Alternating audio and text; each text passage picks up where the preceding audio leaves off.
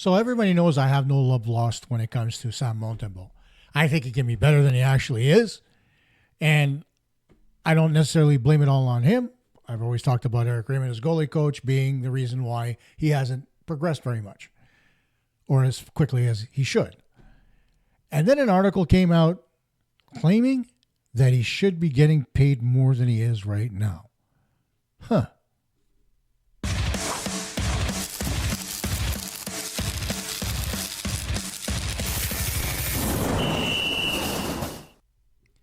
Hey gang, Costa here from Puck Talk Montreal, and don't forget, please take the time to just like our video, subscribe if you want to, and hit the notification bell for getting the latest and greatest from our channel. I needed to talk about something that came across my desk, and it's in regards to Sam Montembeault. And yeah, I know he's my punching bag. I know what you're all going to say, but this isn't something that's necessarily his fault. It was something that was suggested by a writer in The Athletic that I thought was absolutely asinine. What is it? Well, I think we all know that Sam Montembeault makes $3.25 million a season with the Montreal Canadiens for the next 2 seasons. This person, the writer's name is Dom Lashishin, suggested that Montembeault is being underpaid by $6 million. So he suggests that Sam Montembeault, whose career save percentage is a hair over 900, should be getting paid upwards of $9.25 million a year. Man, I don't know what fantasy world this guy lives on. And it's not to say that I don't think that maybe a couple of years down the road, Montembeault won't deserve more money. But right now, for where he is as far as his career and his development is concerned, in what world, literally, in what world do you take a goaltender who, when you acquired him, was supposed to be your third stringer and was the third stringer in Florida, became the backup in Montreal, now is the de facto number one, and you want to pay him $9.25 million. Let me remind you something, Mr. Lashishin. Carey Price, who's on LTIR until he decides to retire, or maybe his contract gets traded come September 1st, we'll wait and see on that one. His contract is for $10 million a year. Why in the world am I going to repeat the same mistake Marc Bergevin made by giving my goaltender $9.25 million a season? Do you want me perhaps to give him that for 7 years? I mean, I've heard stupid. I've heard asinine. I don't even know what category to put this particular notion in, because there's no way that anybody, and put it in the comments if you out there think I'm wrong, whatever you might think of Sam Montembeault, he is not a $9 million goaltender. I don't care who or what you think. If you think that he is a $9.25 million goaltender, I have a bridge in Brooklyn that I want to sell you. Wow. Now, of course, you want to look at comparables, right? But instead of comparables, I just wanted to go down the list of the best goaltenders in the National Hockey League and what their salaries are like. So let's take a look. Starting with Igor Shesterkin of the New York Rangers. Perhaps not quite the best goaltender in the National Hockey League right now, but he's the highest paid goaltender in the league at a whopping $11.5 million. Now, I don't know about you, but anybody who signs a goaltender for over $10 million a season, you need to have your head examined. Those kind of numbers are reserved for your best player, not goaltender. I could see a goaltender making 7.5, 8, maybe even 8.5, but $11.5 million? Somewhere there's somebody who's looking at the Rangers right now, and his name is Paul Cuthbert, and he's going, Costa, shut up. Because this type of stuff is what hurts him right now. And it's the reason why he thinks that the Rangers are not a good hockey club. Moving on. Sergei Bobrovsky. Now, despite the fact that I said that I don't think goaltenders should be paid that kind of money, for what he's been able to deliver in Florida, 2 straight Stanley Cups, 3 appearances in the Stanley Cup final in the last 3 years, this is the exception to the rule. It's something that even Carey Price didn't do. And so for him to be able to bring his team to the Stanley Cup finals 3 straight seasons and they're expecting to get there again this year because the team's not changing all that much, his goaltending, it's wavered from time to time. I think we could all admit that. But since he's gone to Florida and played behind that wall of defense and those forwards, Bobrovsky has rejuvenated his career, and he looks like the goaltender of old, which is great for the Florida Panthers and scary for the rest of the National Hockey League. But again, nowhere near the same caliber of goaltender as Sam Montembeault. It's night and day. Let's keep moving. Andrei Vasilevsky. Now, here's a guy who's actually making $9.5 million. So here's the question, gang. Is Sam Montembeault as good as Andrei Vasilevsky?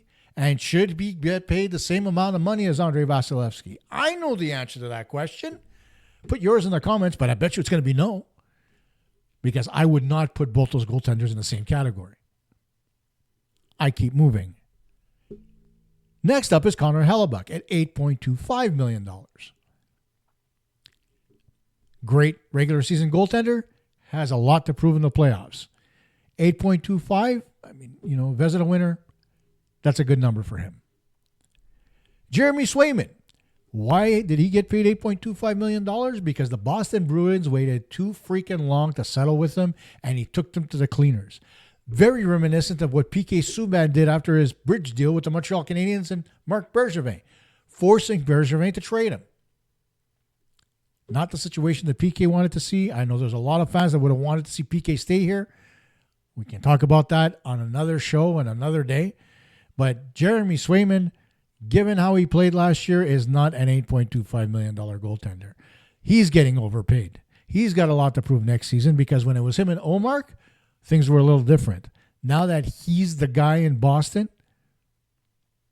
no.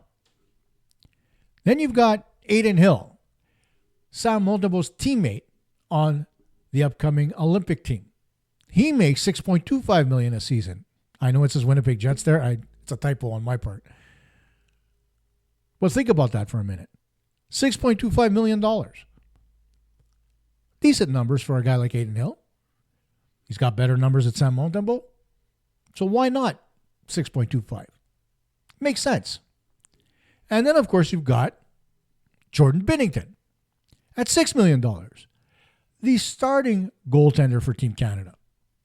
Won at the Four Nations Face-Off. He'll be the starter for Team Canada at the Olympics. Whether or not he plays as well remains to be seen. But Jordan Binnington's our guy, and he's making $6 million. So can you put Sam Montembeault and Jordan Binnington in the same category? Maybe. But Jordan Binnington has one thing that Sam Montembeault doesn't have, and that's a Stanley Cup ring. So the $6 million is justified, I think. So it comes back to that same old question. Is Montembeault worth $9.25 million? I think having looked at the list of goaltenders that I gave you, and again, I'll remind you, it's Vasilevsky, Bobrovsky, Swayman, Shesterkin, Hill, Binnington. All of them making more than Sam Montembeault. All of them better than Sam Montembeault. And to be fair, it's not to say that Sam Montembeault cannot become better. I believe that he can. He's shown good progress up until this point, and there's more to be had, assuming that the work is going to get done by the goaltending team in Montreal. I'm not talking about the goalies. I'm talking about the coaches, of course. And if that happens and he has better numbers, man, I'll sit here and eat crow all day. I don't care. I'd love to see it. I don't believe it's going to happen. I don't think Eric Raymond has it in him. But again, go back and see that show if you want to see my reasoning behind that. But at the end of the day, can I see Sam Montembeault making more? Possibly. Outside of Montreal? I don't know. And the thing about Monty is that's really important here is that in a couple of seasons, this year and next, he's going to be pushed by not only Jakub Dobeš, but he's also going to get pushed by Jacob Fowler, possibly Quentin Miller. So there's a lot of traffic coming from behind on Sam Montembeault.